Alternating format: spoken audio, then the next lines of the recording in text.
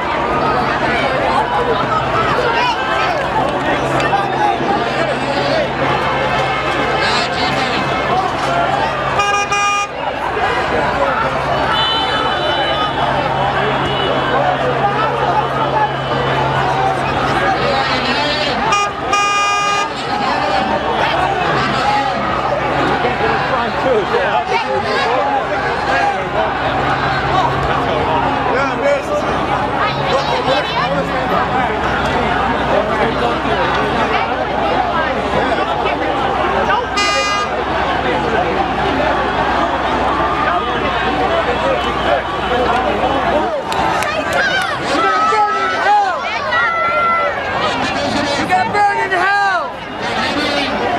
You're gonna burn in hell! Devil, go home! You're gonna burn in hell! Did you catch the inconsistency?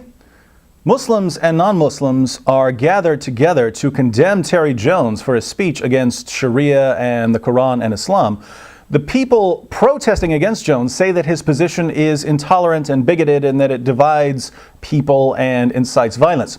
So they're condemning Jones and being deliberately provocative because they find his message so distasteful. Now, isn't that exactly what Jones is doing?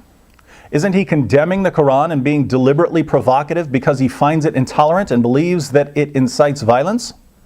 Perhaps I can clarify my point with a little paper bag puppet theater.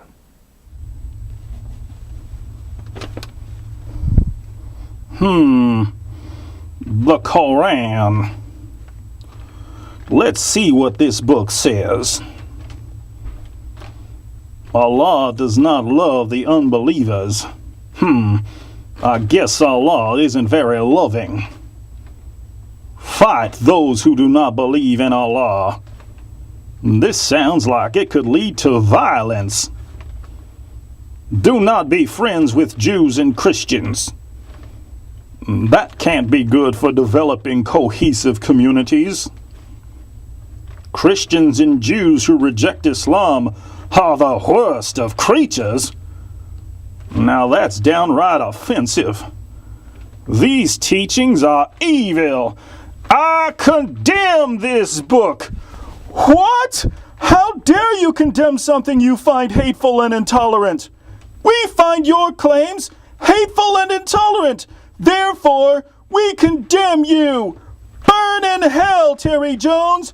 Burn in hell! In other words, if tolerance now means that regardless of what we find in this book or how much we disagree with it, we have to smile and act like it's okay, wouldn't the same apply to Terry Jones? I.e., no matter what he says or how much we disagree with it, we have to smile and act like it's okay? You see, at this rally, people on both sides of the street agreed that when a message promotes violence and hatred, you condemn it, sometimes in a very harsh manner. The only disagreement between the two camps was whether the Quran promotes violence and hatred. But that's an issue for public debate and discussion.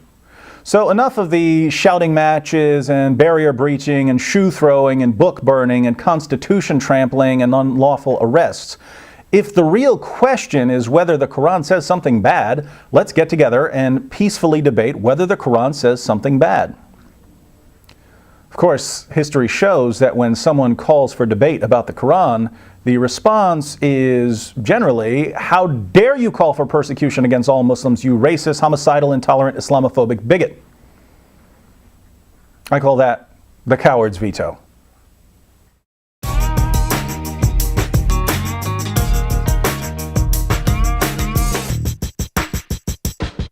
I hope you're recording that the things that you say about Dearborn aren't true. No, we'll see. Yeah. No, you don't see. I know. You're great inventors of myth, so. Oh, yeah? Yeah, you are. I invented the myth. I dare you to put that on. Yeah. Yeah. You're a great inventor of myth. Right.